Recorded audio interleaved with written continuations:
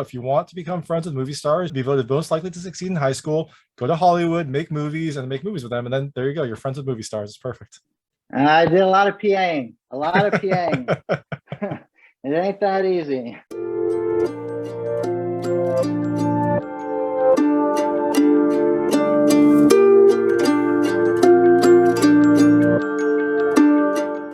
Hey everyone, this is David Stark from Watch Your Pass. Today I'm talking to Richard Bates Jr., the writer and director of King Knight, which comes to theaters, digital, and on demand on February 17, 2022. We're going to talk to him right now, and while you're watching, if you can like and subscribe to this channel, that would be fantastic. Also, a lot. Thank you. So I got my my best wizard robes on, ready for this adventure. Very good. So this is Richard Bates Jr., the writer and director of King Knight, which is coming to theaters, digital, and on demand on February 17, 2022. It is a very interesting film. It's kind of a horror comedy. I'd say it's more on the comedy side with like some Wiccan and wizarding type influences. And I'd love to talk about it. So thank you so much for your time. Yeah, thanks for doing the interview. Appreciate it. Of course. So I guess the first question is this felt like a very personal movie. Like maybe you had some influences in your own life. Like what inspired this story? Because this felt like, maybe you didn't want to go back to your high school reunion. And so you wrote a movie about it. I'm just not sure. I want to get some more insight into your head. I mean, I try to personalize every one of my movies, right? Like if I watch them now, there's elements of high school and excision, and then post-collegiate sort of malaise and suburban, and then trying to figure out what it means to be an adult in Trash Fire, and then Tone Deaf was largely inspired by all that sort of crazy political and social sort of upheaval going around. This movie was really sort of, the genesis was I wanted to write something that would make me happy and hopefully other people happy. I'd been sent a script about an evil witch, right? And then, you get to thinking, what do you bring to the project, blah, blah, blah. And I realized sort of I was the wrong person to direct it. I would just approach it way too differently. It wouldn't work. And then it got me thinking, oh, well, maybe I'll try to write my own witch movie, and then obviously sort of elements from your own life start seeping in. I'm fortunate enough to be able to make movies for a living, and I make these sort of strange, personal, sort of dry horror comedy type things. And back in high school, I did get most likely to succeed superlative this thing. And I was, everyone's sort of, I used to walk around with a video camera. I used to go to film camp in the summer, right? It's all I ever wanted to do. So I got that sort of for film, and everyone was like, oh, you're good. You're going to go to Hollywood. You're going to make, Michael Bay type movies. That's sort of what a success might be. And so, it's funny when I go home and say, you made a movie about that? Why would you make a movie about that? What are you doing? Well, I'm living my dream. I'm actually so happy. It's not their sort of notion of success, right? And I thought that was funny to flip that sort of around. Yeah, no, and I love this scene has that kind of like that circle scene where everyone's talking about how much they hated high school and whatnot, and then the main character's like, actually it was I was a different person, but I got all this stuff. And that reminds me of a time that I had with my friends when we were all talking about how much we hate high school, and one of our friends was like, no, had cheerleader. It was great. It was really, wonderful. I had a lot of fun. And we're like, oh, right. Awesome. Perfect. Great. But even then it's like, did you like it? You're not you yet. You're living under someone else's roof. So you're not even really fully yourself. Half of what you do is what you have to do. So, until you've had sort of the freedom and the time to figure yourself out, whatever you were then is just sort of bits and pieces of who you are. Yeah, I don't think I'd want to go back and talk to high school David, because I don't think I was probably an insufferable person. So I'm very happy. I mean, I'm sure we all were to some degree or another. I mean, right? Most teenagers, profile as sociopaths. So it's fascinating. Yeah, exactly. So, I guess you did take some personal influences of this. What research did you do into like the like, I don't know, Wiccan or witchcraft aspects of this movie? Or is this something that you already just have a base of knowledge because you're in this general horror sphere? Well, I have a base of knowledge in it just because I've always sort of, I grew up in the South, right? So, in Virginia and family in Mississippi and all that stuff. So the idea of witchcraft is sort of evil, right? Mhm. So it wasn't until I got to go to college and go to New York and meet Wiccans. I mean, in school I made a documentary actually about this store, this Wiccan store in New York. But I've always had a fascination. I was so touched by how kind and lovely they were. Half of my books over there on witchcraft, and I've been collecting books since college about that. I think of any religion, I sort of probably mostly more subscribe to that, I think, than anything else in terms of it speaking to me. So there was a real sort of base there. And then, I have a lot of friends who are witches. I'm not a practicing witch. I have a lot of friends who are. And so, I had them read various versions of the script to make sure that it was, funny. But, any of the sort of comedy was poking gentle fun and wasn't too offensive, because we tried to strike this nice little balance where it was considerate, but without being sort of reverential. Because if I'm going to change anyone's mind and show them, that witches are nice, flawed, normal people, just like anyone else, searching for the same answers, the same questions. The last thing you can do if you're trying to do that, right, is say like witches are the right way. This is the only way. They're better than your religion. No one wants to be told how to think. So the idea was not to preach, right? And as John Waters always say, if you want to change someone's mind, make them laugh. So it's more to just sort of show.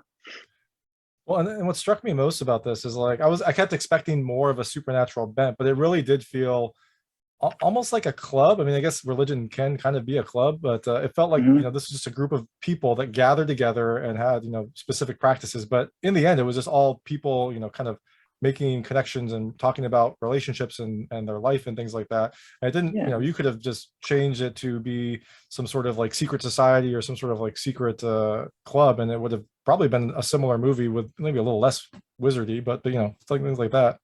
Yeah, maybe, but also the sort of broader themes about meaning and everything, I think it would have to be based around some sort of a religious association. You know what I mean?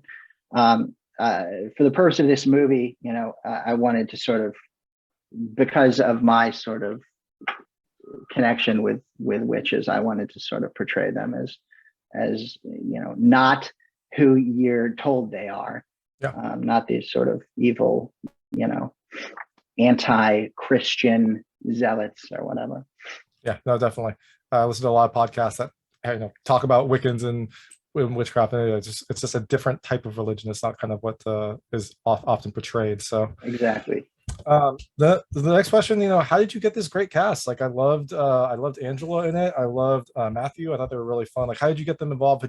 Had you worked with them before, or is this just kind of casting call? So I worked with Matthew before. So I've been, Matthew's one of my best friends. So with him, we just have a similar sense of humor. So I knew he'd sort of get it. But the cool thing about a movie like this, is a smaller, self-financed. So I got to cast it completely myself. So I even drew up the contracts and negotiated with the actors' agents and stuff. So, when you direct a movie, you have control over a lot of things, but not necessarily everything. In a movie like this, which was awesome, there's not anyone in the movie who I didn't want in it, which is super cool. That's awesome. And so what it amounts to is a lot of begging, a lot of, cold calling, all that stuff. So, I've worked with Ray before, Angela, I'm a huge fan of, and I knew to have, a lot of the comedy was going to sort of be on Goobs' shoulders. So I knew we needed sort of a dramatic foil to that. And Angela's just this brilliant dramatic actress. So we put her in there. And also the sort of conceit, when first day I had the whole cast together and I sat them down, and I said, and I've never sort of blanket directed like this before, but I said, no matter how ridiculous something seems on the page, you are not acting in a comedy, you're acting in Sophie's Choice. and everyone sort of, got it. And so we treated everything sort of deadly serious. This sort of notion of like high stakes, low stakes as high stakes, like in everyday life, when something that in a movie would be, almost inconsequential, but on a Tuesday, it's the end of the fucking world. You know what I mean? Yeah, exactly. And then I guess, how'd you get Barbara Crampton involved? I mean, she's like horror royalty. Well, so that's yeah, that was the coolest ever, dude. So I called my friend Ted, and I was like, Ted, I know this is crazy, but I really want to see if Barbara will do this movie. Is there any way you could connect me with her? And Ted called her, and she was super cool, and told him to give me her number. And I called her, and we talked, and she was down. It was that. It was just like that. It was incredible. And now we've become friends. Like I love her. Like I want to have her in a million movies. She's just as kind as she is talented, which is super cool. Ray, I was like, how am I going to get Ray to play Merlin? I called Ray, and I was like, Ray, who on earth doesn't want to see you as Merlin? And Ray just, he goes, you know something, Rick? I'd like to see that myself. and I was like, wow, that is awesome. I love Ray. Ray is so cool. So, and then Ray showed up. Everyone, the cool thing about a little thing like this is no one is there who doesn't want to be there. Yep. Definitely. So it makes it a lot of fun. Like everyone's game. And some good advice for viewers. If you want to become friends with movie stars, be voted most likely to succeed in high school, go to Hollywood, make movies with them. And then there you go. You're friends with movie stars. It's perfect. I did a lot of PAing. It ain't that easy. But that is awesome. Like, I love that you're just like, you know what? I'm going to go for it. I want to try to get these people in this movie. And then they agreed. And I think it must have been therapeutic for Barbara because she screamed a lot in the movie. So I think, it probably was good for her to just kind of get that out in a small role. Yeah, we shot that in my backyard. So, my neighbors were just terrified of that. It was pretty awesome. But hopefully they were starstruck after, right? They were terrified. They came out like, oh my gosh. Not a single neighbor came within 100 feet of my fucking house after that. All right. No one knows what went on. No one's asked. There you go. Well, you know what? A side benefit as well. Yes, indeed. Next question is, where did you get Lord Whiskers? Because I was kind of, is that your cat? Is that someone else's cat? No, we just actually my friend Julio, we were throwing out cats' names, and Julio threw out Lord Whiskers. That's the one. But there was actually a cat in the movie that was, I think, Lord Whiskers. Or at least there was a cat that went across. Yeah, there's a cat. We named the cat in post. Okay. So that the cat was sort of they had to have a cat. We made sure that we had a cat, and it worked out really wonderfully because this wonderful Italian lady let us shoot in her yard, and she had cats. Oh, perfect. And we said, can we film them? They're just free roaming cats. So it all worked out perfectly. That was awesome. And the next question is, where did you get those tarot cards? Because that was a little more whimsical than I normally expect. Did you custom make those, or is that just like a tarot card set that you had? My production designer found an artist, and she's at the end of the movie, her company and her name is are listed, but I believe she's based out of Joshua Tree. My production designer found her and spoke with her. So yeah, I thought that was a really cool find. We looked at tons of different tarot cards, and those were so sort of interesting and cool and personal. Yeah, no, it was because it definitely related, but they're like, oh, that's a little bit more fun than you expect with like kind of normal, serious tarot cards. So yeah, we looked at a lot. Yeah. The last question about the movie. So the spoilers for people who haven't seen it. There's going to be a little spoiler here. The dance at the end, was that the Napoleon Dynamite dance, or at least heavily kind of influenced by it? I couldn't tell. It looked like it might have had some similar moves, but it also had a similar vibe, so I wasn't sure. Well, no. So what we did with that dance was we actually got a real choreographer to put it together, and then made sure that Goobs tried to dance as good as he possibly could. So it wasn't a joke. So it was someone who's not necessarily a great dancer technically, trying to dance seriously. So that's how we kind of put it together. it's this dance that she choreographed, and I think did a nice job with sort of various themes in the movie, from the snake arms to the and all sorts of things. But then Goobs treated it deadly serious, and I think it kind of makes it funnier. It's kind of our approach to the whole thing. 100%. Like the seriousness and the power of his dance was, made it all the better to watch. So yeah, he nailed it. He did it awesome. So I know we have limited time, so I'll switch it to the lightning round. They're just lightweight questions about the film, things that I want to see how your experience relate to things that happen in the film. You can feel free not to answer any of them. I will not be offended, but I try to keep them very answerable. It's all good. First question is, who is your favorite wizard? Fucking Merlin. That's okay. I assumed that, but I just wanted to make sure. Did you celebrate? I'm going to probably say it wrong. With Bacchanal? Like Gandalf too, though. Like Gandalf. Gandalf's a good one too, but he's fictional, right? So, did you celebrate Bacchanal? I think is what it was called. Beltane. Beltane. Yes. Did you celebrate that this year? No, I did not. In high school, did you have Nautica shirts and 311 CDs? Yes. Awesome. There it is. There's more personal. Have you ever had a good conversation with an Uber pool rider, like some random person in the car? Or do you just kind of have your headphones on?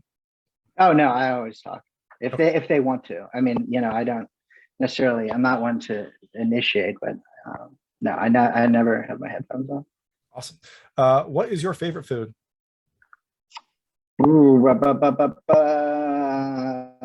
favorite food, maybe butter chicken. That's a great one. Indian Tough, food. Yeah. Tough one to put a candle in, but that is a great one. I would eat a butter chicken cake. So with the lasagna, so that sequence actually, the lady in the car with Matthew actually runs the front of office at my psychiatrist's office. And I called her and I said, "Do you want to be in a movie?" And she said, "Well, are you serious?" I said, "Just trust me. Just come on, be in a movie." And she took the next day off and she showed up and she's in a movie with Matthew Gray Gubler. She never acted before or anything. I just knew she was great. I love her. She's awesome. My psychiatrist told me I'm not allowed to put Allie in any more of my movies. You don't want her to leave, right? She's going to become a big star. So the lasagna thing, because she had never acted before, I didn't want to give her straight lines. So essentially what I did was say, Goob said, "What's your favorite food?" She said lasagna. That's actually her favorite food. And then I said, "Okay, pretend you're driving for 6 hours and all you can talk about is lasagna." So we rolled on just lasagna conversations for like an hour, just driving in circles, talking about lasagna. And then we pulled the best bits and pieces. That's perfect. She's already like a seasoned improv actor now. I love it. Yeah, she's awesome. And the last question is, did you go to your high school reunion? I did. I went to, I believe it was the 10-year one, which was, when I graduated, 03, I think. Yeah, so 2013. Number 20 years is coming up. I hope you're getting ready. I don't think I'm going. Well, we'll see. COVID might make that choice for you, but I guess we'll find out. There's a long time. I like to sit in my garage. That's where I like to be. You know what? That is your success story. That you're most likely to succeed is you can make that choice and sit in your garage during the reunion. Well, it kind of is. No, exactly. I'm agreeing. I'm very happy now. So the film is out February 17, 2022 in select theaters, digitally and on demand. You're promoting it, but I know that you're probably constantly thinking about new stories and also trying to get some more stories told. So after this film is out, what's next for you? Do you have any other movies that you're working on? Well, I've been working on it for a while now. It's still not good enough, but my dad passed away last year, and so I've been kind of writing like a movie about him. He was he's like my hero, like awesome, fantastic dude. So I'm being very precious with it. And no, that makes perfect sense. Yeah, take your time. But I'm not going to do anything until I do that next. Yeah. Well, whether I make it for $1 or $10. Well, I'm sorry to hear that, but hopefully it turns into a meaningful project and a worthy tribute to him. So thank you so much for sharing that, and thank you for your time. This is Richard Bates Jr. Oh, there we go. Oh wait, here's a better one. This is my favorite. He's flicking me off. Okay, so there will be a little bit of comedy in this movie. Oh yeah, no, he's the funniest guy I've ever met. Awesome. Awesome. Well, thank you so much for your time, and thanks for sharing that. This is Richard Bates Jr., the writer and director of King Knight, which comes out on February 17, 2022. Thank you so much for your time. Yeah, thanks for the interview. Appreciate it. Awesome. Thank you. That was Richard Bates Jr., the writer and director of King Knight, which is coming to select theaters, digital, and on demand on February 17, 2022. It's a horror comedy that deals a lot more with life than I expected from a movie about witches, and it's actually pretty funny. If you like this interview, please like and subscribe to this channel. It helps me out a lot. Make sure all my new content goes straight to you. And check out my other content. I've got other interviews, reviews, unboxing videos, and recommendations. Thank you.